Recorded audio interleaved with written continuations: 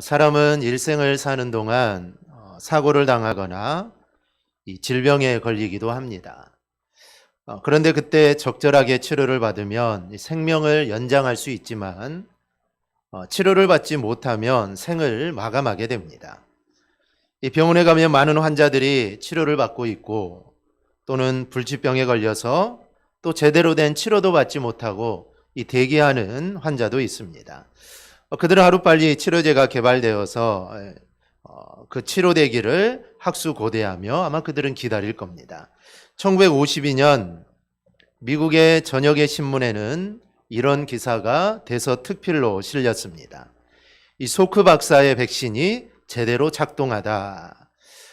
그 당시에는 전 세계적으로 소아마비 혹은 이 폴리오라고 불리며 어린이들의 사지를 마비시키는 이 병이 큰 골칫거리였습니다.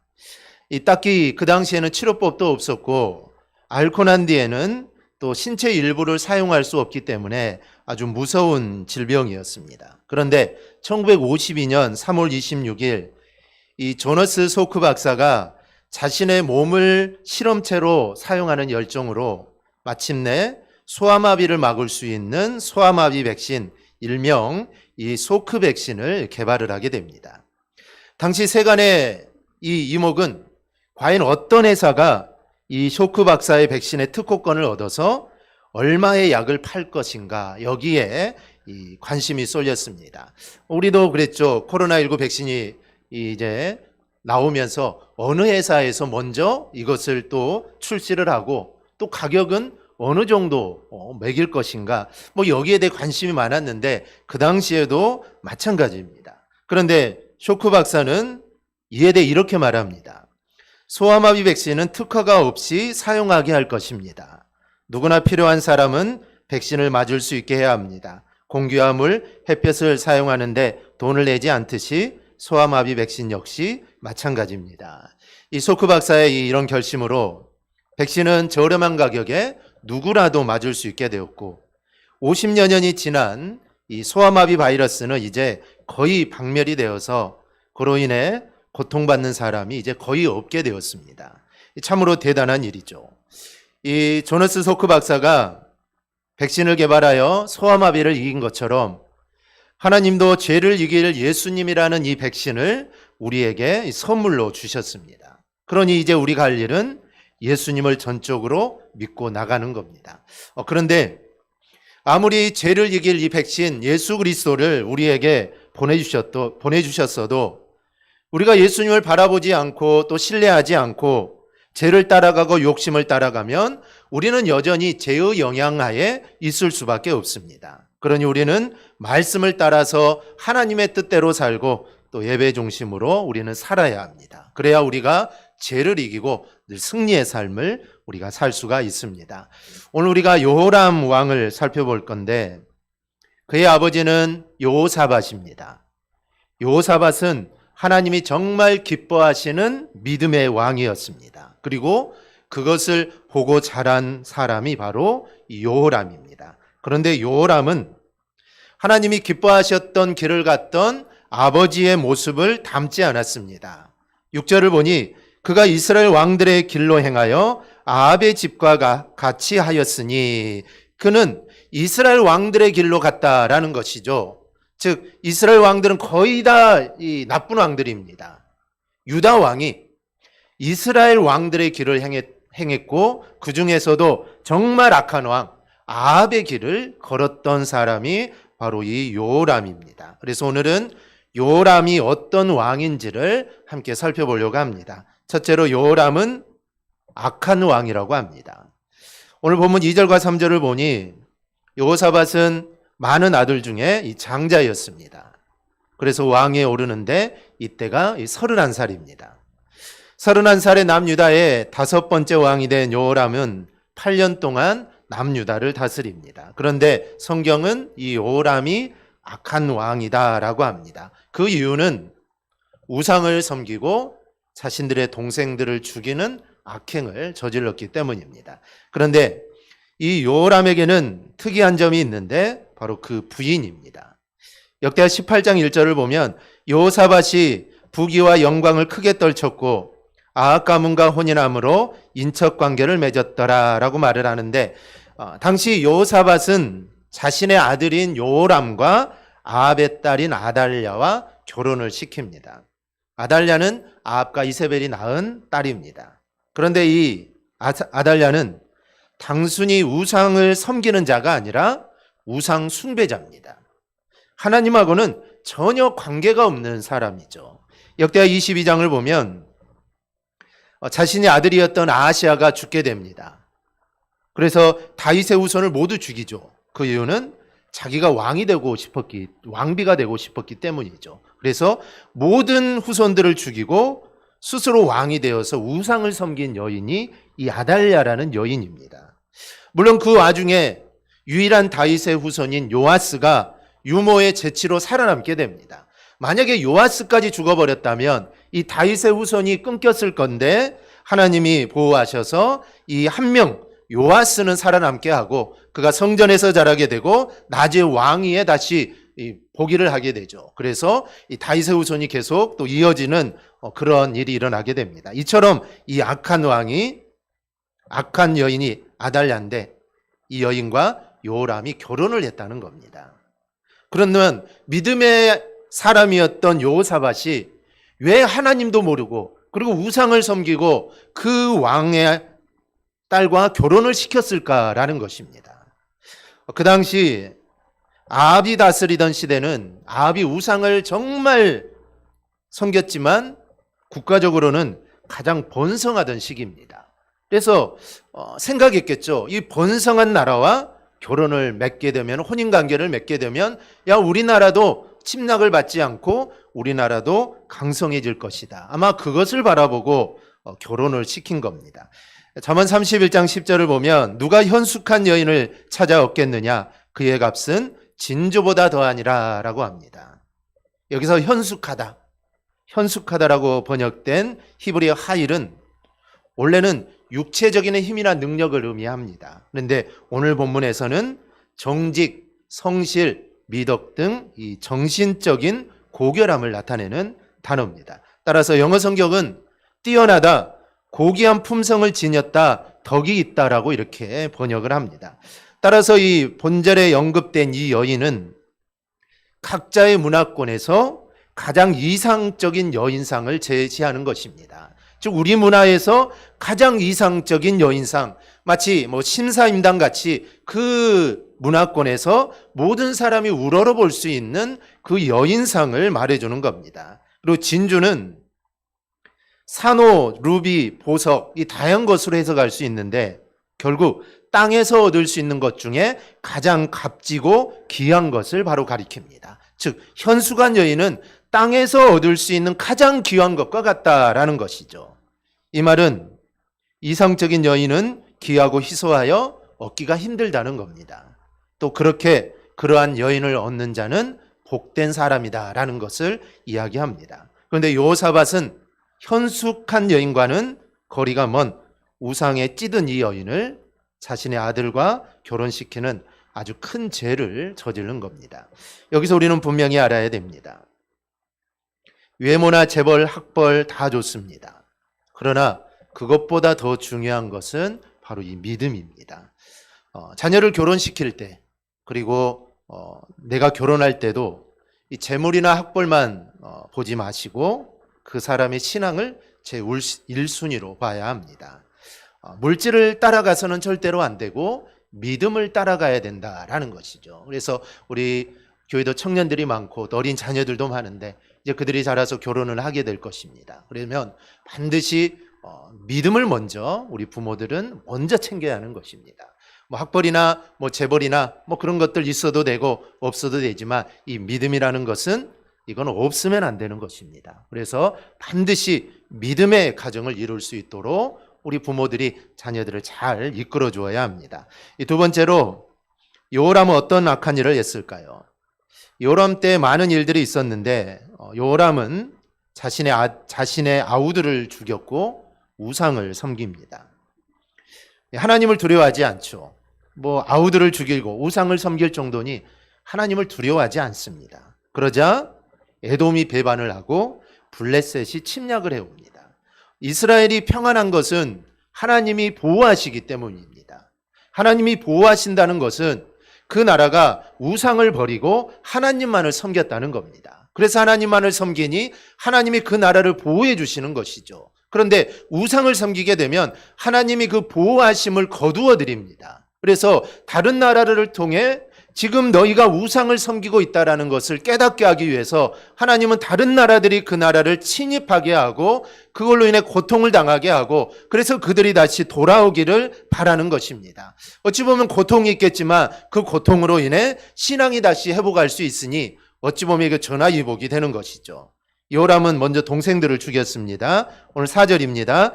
요람이 그의 아버지의 왕국을 다스리게 되어 세력을 얻은 후에 그의 모든 아우들과 이스라엘 방백들 중 몇 사람을 칼로 죽였더라.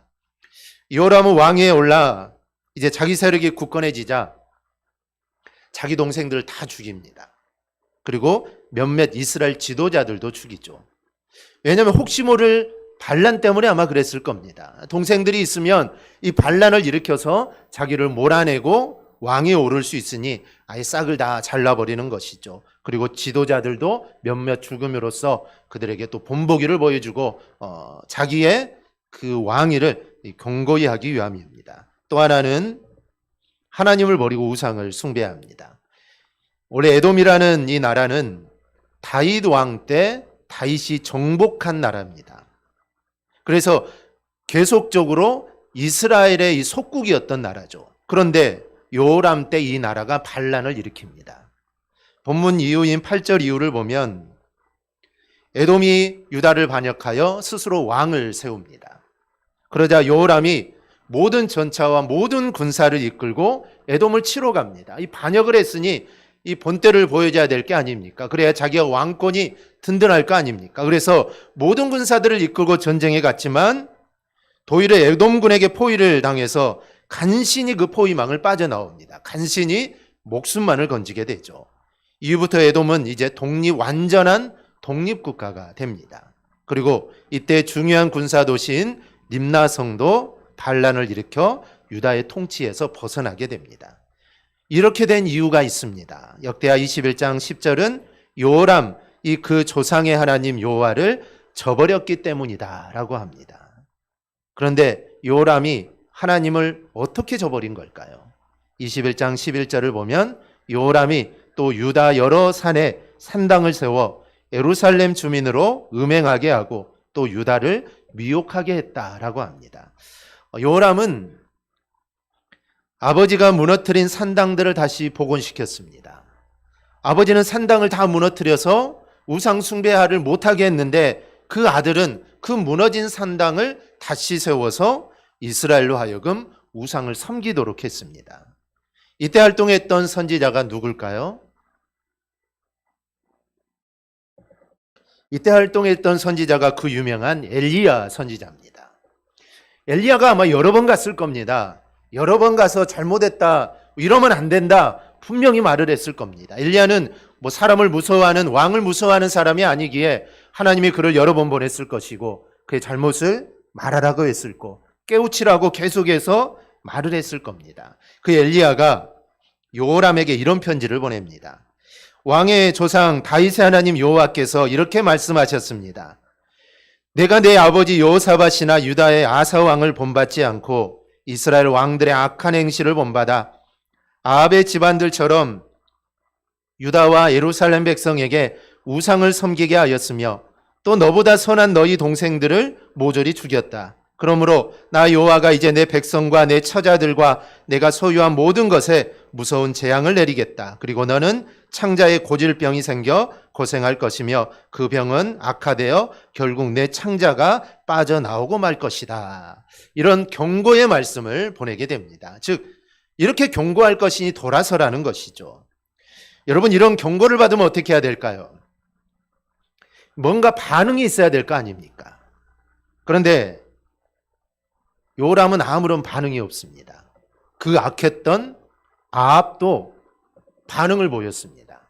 그리고 므낫세, 이 악한 왕도 반응을 보였는데 요람은 아무런 반응을 하지 않습니다. 이렇게 된 것은 완전히 죄에 사로잡혔기 때문입니다. 그래서 그 말이 아예 들리지 않는 것이죠. 이 마태복음 11장 21절 21절을 보면 복음을 많이 전하고 기적을 행했던 지역이 반응이 없자 이렇게 책망하십니다. 우리 한 목소리로 함께 보겠습니다. 화 있을진저 고라시나 화 있을진저 벳세다야 너희에게 행한 모든 권능을 두로와 시돈에게 행하였더라면 그들이 벌써 베옷을 입고 제에 앉아 회개하였으리라. 내가 너희에게 이르노니 심판날에 두로와 시돈이 너희보다 견디기 쉬우리라. 하나님은 시편 49편 20절에서 종기 하나 깨닫지 못하는 사람은 멸망하는 짐승 같도다 라고 합니다. 그러기에 우리는 하나님 말씀을 들을 때 깨닫는 은혜가 있어야 합니다. 아무리 하나님 말씀을 전해도 깨닫지 못하고 반응이 없다면 이미 그 죄악에 완전히 파묻혀 버리는 것입니다. 그럴 때는 아무리 깨우쳐 주어도 아무리 심판을 말해도 이 돌아설 수가 없는 것입니다. 그러니 얼마나 이 답답한 일입니까? 그럼에도 깨닫지 못하고 반응이 없는 요람에게 하나님의 진노가 임합니다. 즉 마지막 어찌 보면 마지막 경고였던 것이죠. 16절 17절을 보면 여호와께서 블레셋 사람들과 구스에서 가까운 아라비아 사람들의 마음을 격동시키사 요람을 치게 하셨으므로 그들이 올라와서 유다를 침략하여 왕궁의 모든 재물과 그의 아들들과 아내들을 탈취하였으므로 막내 아들 요아스 외에는 한 아들도 남지 아니하였더라. 결국 하나님의 징계가 임합니다. 하나님은 블레셋 사람, 이디오피아 가까이에 있는 아라비아 사람들의 마음을 움직여서 요람을 치게 합니다. 그래서 유다를 침략하여 왕 궁전을 약탈하고 막내 아들인 아하시야를 제외한 요람의 아들들과 아내들을 모조리 붙잡아 갑니다. 물론 여기서 아내들은 아달랴가 아닌 후궁들입니다. 그러면 이때라도 깨달으면 얼마나 좋을까요? 그런데 안타깝게 요람은 그때도 깨닫지 못합니다. 우상을 섬기고 악한 짓을 하던 요람을 돌이키고자 하나님은 나라를 치고 아직 자식과 아내를 쳐도 반응이 없자 하나님은 결국 요람을 치십니다. 이런 모습을 보면 요람이 얼마나 악한 왕인가를 우리가 알 수가 있습니다. 그래도 우리가 악하다 하는 아합 왕도 하나님이 그의 잘못을 말할 때 그는 회개까지 했습니다. 나중에 다시 돌아서긴 했지만 어쨌든 그때는 회개까지 했습니다. 그런데 요람은 전혀 그런 모습이 보이지 않는다는 것이죠. 이 사람은 잘못할 수 있습니다. 그러나 잘못했어도 깨닫고 돌이켜야 합니다. 하나님은 회개하고 하나님께 돌아오는 자를 하나님은 받아주십니다. 그러니 잘잘못의 문제보다 주님께 돌아와 자신을 돌아보는 자가 우리는 되어야 합니다. 셋째로 전혀 회개함이 없는 악한 자였습니다. 21장 18절을 보면 이 모든 일 후에 여호와께서 요람을 치사 능히 고치지 못할 병이 그 창자에 들게 하셨으므로 이 악한 요람에게 창자에 고칠 수 없는 병이 들게 하십니다. 19절을 보니 여러 날 후에 2년 만에 그의 창자가 그 병으로 말미암아 빠져나오매 그가 그 심한 병으로 죽으니 하나님이 내린 병으로 인해 그는 2년 동안 고생을 합니다. 물론 하나님이 내린 병이니 이 병을 고칠 의사는 없습니다. 고통만 당하는 것이죠. 그러면 이 정도 되면 보통 하나님을 찾고 회개가 나올 만합니다. 더구나 그의 아버지 여호사밧은 믿음의 사람이었습니다. 그러니 그가 왕이 될 때까지 그 아버지가 행했던 그 모든 것들을 다 보았을 것 아닙니까? 이 서당계 3년이면 풍어를 읊는다고 31년 동안 아버지의 모습을 봤는데도 불구하고 그는 요지부동입니다. 자기가 죽게 되었는데도 움직이지 않습니다. 이게 타락한 사람의 이 본성입니다. 로마서 3장 11절은 타락의 죄를 지은 사람의 모습을 이렇게 말합니다. 깨닫는 자도 없고 하나님을 찾는 자도 없고, 즉 타락한 사람들은 죄를 깨닫지도 죄를 느끼지도 못합니다. 그러니 우리에게 주님의 십자가가 필요하고 하나님의 사랑이 필요하고 하나님의 은혜가 우리 안에 필요한 것입니다. 즉 죄를 깨닫지 못한 우리에게 예수 그리스도의 십자가가 오고 하나님의 사랑이 들어올 때 그제서야 우리는 죄를 깨닫게 된다는 것이죠. 그제서야 내가 어떤 존재인가를 깨닫게 됩니다. 요람은 자신이 죄를 지고 병에 걸려 2년 동안 고생을 하다가 죽습니다. 그런데 죽고 나서도 비참한 일이 일어나죠. 아무도 그를 위해 애곡하는 자가 없습니다. 21장 19절 후반부를 보면 백성이 그들의 조상들에게 분향하던 것 같이 그에게 분향하지 아니하였으며, 또 20절을 보면 요람이 32세에 즉위하고 예루살렘에서 8년 동안 다스리니라. 아끼는 자 없이 세상을 떠났으며, 이 백성들 가운데 요람의 죽음을 슬퍼하며 조문하는 사람이 없었다는 것입니다. 20절에 아끼는 자 없이라는 말의 의미도 요람을 위해 애곡하는 자가 없었다라는 것이죠. 그래도 왕이 죽었습니다. 그러나 백성들은 슬퍼하지 않습니다. 조문도 하지 않습니다. 심지어 요람을 위해서 울어줄 사람도 없습니다. 그리고 20절 하반절을 보면 요람은 다윗성에 묻히긴 했으나 왕들의 묘에는 장사되지 못합니다.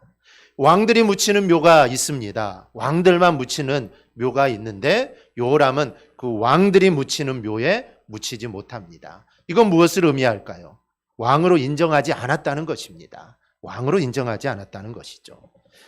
요람은 왕도 아니라는 것이죠. 그래서 왕릉에 묻히지 못합니다. 동생들을 죽이고 충성된 신하도 죽이고 우상을 섬겨 온 나라를 우상에 빠뜨리고 수없는 하나님의 경고를 받았음에도 전혀 반응하지 않다가 죽은 요람의 최후는 정말 너무나 비참합니다. 그런데 우리도 주님이 아니면 이 이상이 될 수 있다는 것을 우리는 알아야 합니다. 요람을 보면서 야 어떻게 이렇게 악할 수가 있냐라고 하지만 우리에게도 주님이 없으면 우리는 이보다 더 악한 사람이 될 수가 있습니다. 내 마음대로 죄짓고 살다가 죽어서 지옥에 들어갑니다. 이 얼마나 또 비참합니까? 이런 우리를 하나님이 건져주시어 우리를 구원해 주었습니다. 천국 백성이 되게 해주셨습니다. 이 얼마나 영광스럽고 이게 복된 일입니까? 우리 모두가 오늘 이 요람을 보면서 내가 어떻게 살아야 할지, 특히 하나님의 말씀 앞에 내가 어떻게 반응해야 할지를 이 시간 깨닫기를 바랍니다. 말씀이 나에게 주어질 때 우리가 예배를 통해 하나님의 말씀이 선포되는데 그 말씀은 다 나에게 주시는 말씀입니다. 너에게 주는 말이다. 이건 절대 아닙니다. 바로 모두 다 나에게 주는 말씀입니다. 그러면 그 말씀이 나에게 주어질 때 나는 어떻게 반응을 해야 할까? 그건 우리가 생각해 봐야 될 일들입니다. 나는 그 말씀에 어떻게 반응을 하고 나는 어떻게 대처를 해야 되고 나는 무엇을 깨달아야 되고 나는 어떠한 삶을 살아야 되는가? 우리는 이것을 생각해 봐야 합니다. 이 소아마비 백신을 개발하여 조건 없이 보급한 이 조너스 소크 박사처럼 주님 우리에게도 바로 그렇게 하신 분입니다. 누구든지 주의 이름을 부르는 사람은 구원을 얻으리라. 이 특별한 조건이 없습니다. 예수 그리스도를 믿기만 하면, 예수 그리스도를 부르기만 하면 구원을 얻게 해준다는 것입니다. 이 조건 없는 주님의 사랑을 깨달아 주님을 바라보면서 믿음으로 살아가는 우리 모두가 꼭 되기를 주님의 이름으로 축원합니다. 아멘. 기도하겠습니다.